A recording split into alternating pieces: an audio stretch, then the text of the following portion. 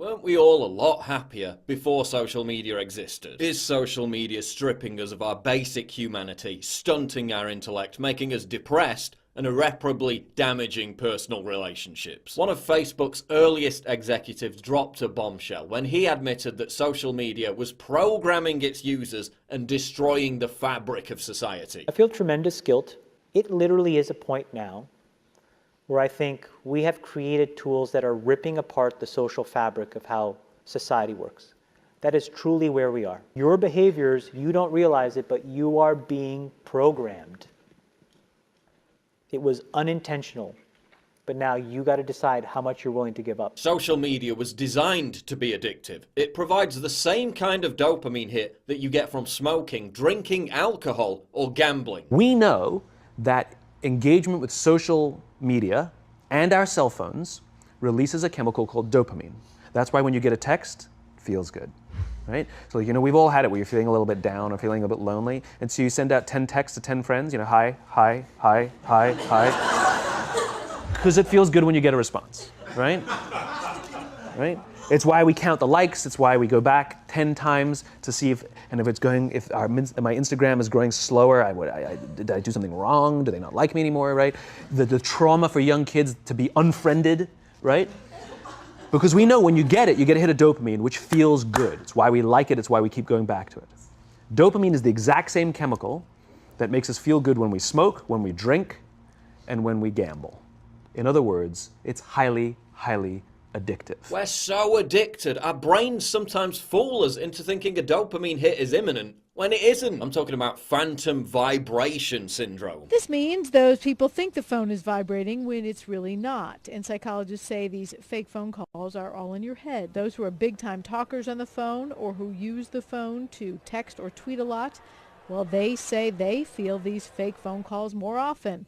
And so do people who are anxious or insecure. Next time you're in a car driving down a busy street, look out the window. Notice how many young people have their heads buried in their phones. Even in an environment where there are potential threats, obstacles, and things of interest to observe and absorb, they still can't tear themselves away. This addiction has overridden their basic survival mechanism of being aware of their surroundings in an open environment. That's how addicted they are. I mean, look at the one on the right. Do you have to make faces when you take selfies? Wait, one more now. Oh, there you go. Better angle. Oh, check it. Did that come out okay? That's the best one of the 300 pictures I've taken of myself today. Every girl in the picture is locked into her phone. Oh, Lord. Every single one is dialed in. Welcome to parenting in 2015. They're all just completely transfixed by the technology. Why are millennials particularly vulnerable to social media addiction? Because their parents and daycare instilled in them an endless, desperate compulsion for validation. This is the me generation. This is the generation with the lowest self-esteem ever. Hence the constant need for reassurance that they exist. What fulfills that need? Social media. This is a generation whose natural coping mechanisms are so eroded, they've adopted rampant narcissism as a form of stress relief. And where is that narcissism most rewarded? You guessed it, social media. Likes, shares, and retweets are to a millennial what a pacifier is to a baby. It's literally infantilizing our brains. It's regressing us back to infanthood. And what's another trait of infanthood? Short attention spans. Our attention spans have been decimated by social media. We're kept in a perpetual state of distraction and disruption. This constant influx of new information prevents our brains from being able to process that info and send it into long-term memory. Do you ever wonder why your memory seems so much worse than it used to be? If you're constantly distracted by new information, you can't devote the required attentiveness to any one subject. So everything is just a superficial snapshot. Some of you probably got distracted 30 seconds into this video and started reading the comments. Our brains adapt physically to our changing environment. This is called neuroplasticity. Social media and the internet in general has rewired our brains to make us only capable of shallow thinking. Studies also show that the more distracted you are, the more difficult it is to feel empathy.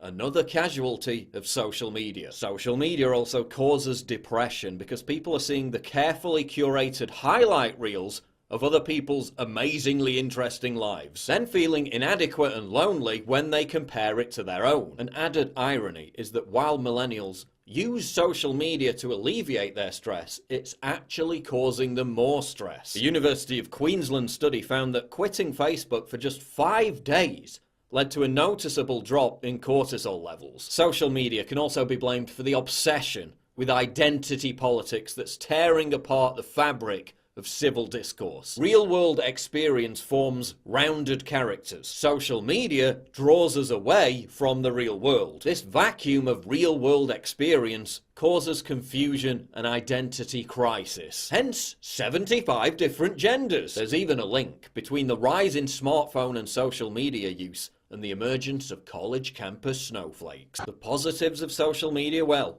everyone has a voice. And while in principle this allows for the democratization of information, in practice it equates to billions of retards sharing pictures of their food and hurling vile insults at strangers for having the wrong opinion. It equates to maniacal witch hunt mobs destroying people's reputations and careers because they said something deemed offensive. We're all addicts. We need to modify our behavior before it modifies us.